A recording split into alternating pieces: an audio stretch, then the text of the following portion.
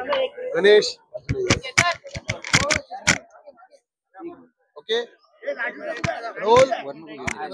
okay चला आमदार पासून मंत्री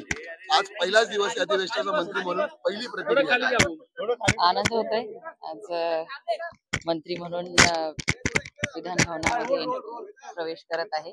आणि आज पहिला दिवस आहे बघू काय काय आज फक्त मंत्र्यांचे परिचय वगैरे असं होणार आहे कामकाजामध्ये चांगलं वाटतंय लाडक्या बहिणींप्रमाणे आता एकंदरीत काल म्हटलं की गेल्या वेळी एकच महिला मंत्री होती यावेळी 300 पटीने वाढ झालेली आहे यापुढे सुद्धा वाटतं आणखी संख्या वाढेल निश्चितच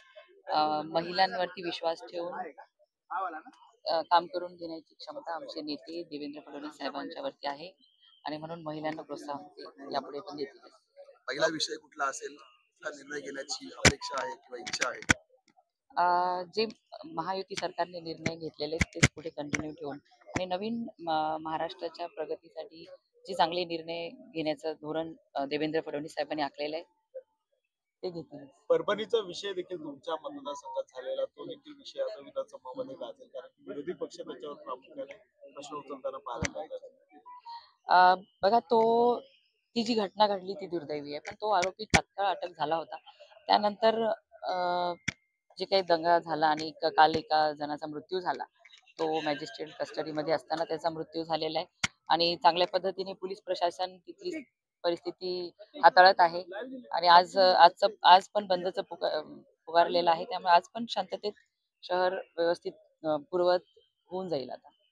पण सातत्याने बंद केला जातोय आर्थिक नुकसान होते मोठ्या संख्येने पूर्वपदावर कधीपर्यंत येऊ शकतो आजचा बंद आहे उद्या परवापासून पूर्वपदावर येईल कारण की बघा तो जो व्यक्ती मृत्युमुखी पडलेला आहे त्याचं पोस्टमॉर्टम करण्यासाठी संभाजीनगर येथे पाठवण्यात आलेलं आहे आणि तो हार्ट अटॅकने गेला असं